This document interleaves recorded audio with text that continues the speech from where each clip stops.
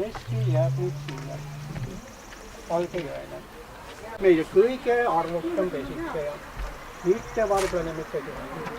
Nii, ja siis me jõuame Rabaserva peale, jõuame Laugasteni, siin on juba lautee, vaatetordini, ilusad vaated ümber ringi. Ja jõuame Kiirabi saaregi kõrgetele luidetele Vana-Narva maantee äärde välja. See on kunagi olnud suur järv ja umbes 5000 aastat tagasi on ta hakanud kinni kasvama. Suurem osa meie rabadest, õigemini soodest ongi siis tekkinud just kunagiste järvede kinni kasvamist.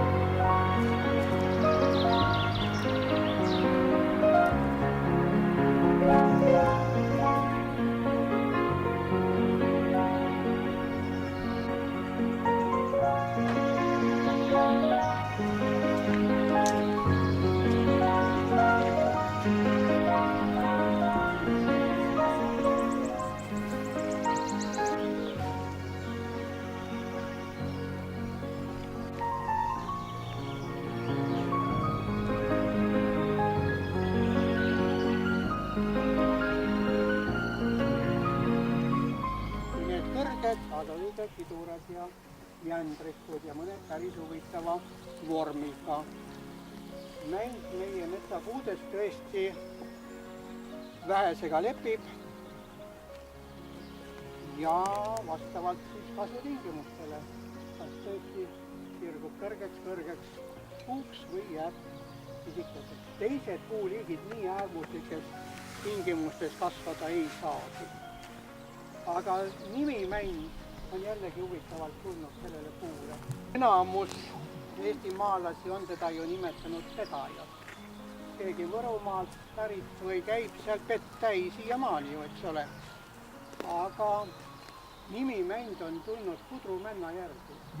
Tahkemata asja sisse vaja, oli vaja segada, siis tehti reeglina noore pedaja ladvast, jättes mõned oksatüütad külge ja segati pudrumännaga. Aga see mänd ise on tegelikult lätlaste, leedulaste keelest tulnud. Meil on ta olnud ikkagi seda.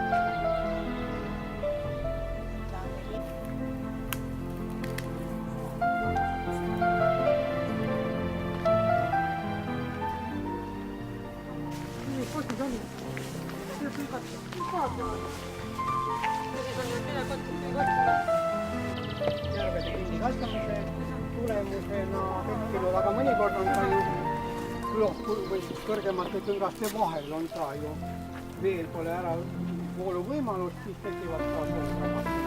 Mis asi on soo ja mis on raba? Soo on üldmõiste ja raba on sellel kõrgem kaal. Nii nagu inimene on inimene, aga alguses on laps, teismeliseks ja täiskasvanud ja olgu selline ja ega sellegagi läbi igalt poolt ei lähe. Kui tekib juba turvasambal juurde, siirde ja vabad.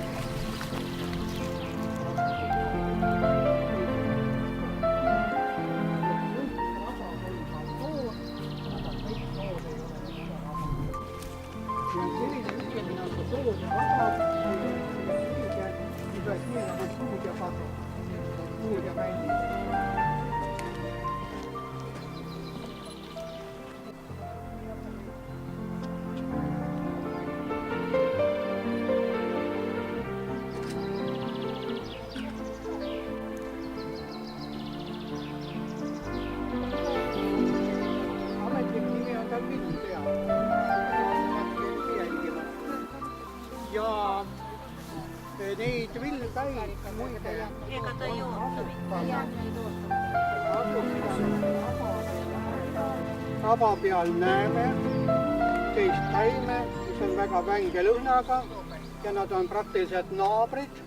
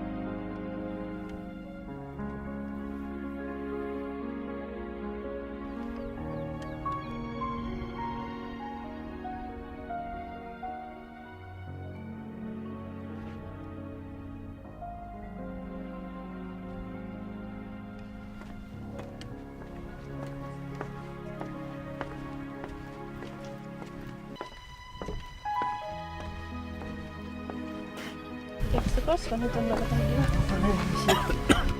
Wat een vleesetende planten, dacht ik wel.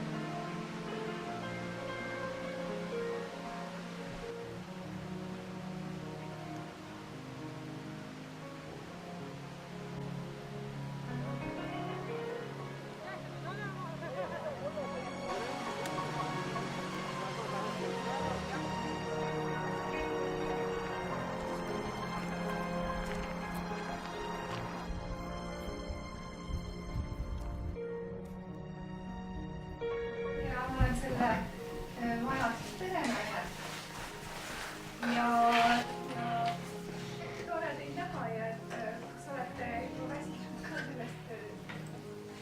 sellest rahvamatust, uued inimesed.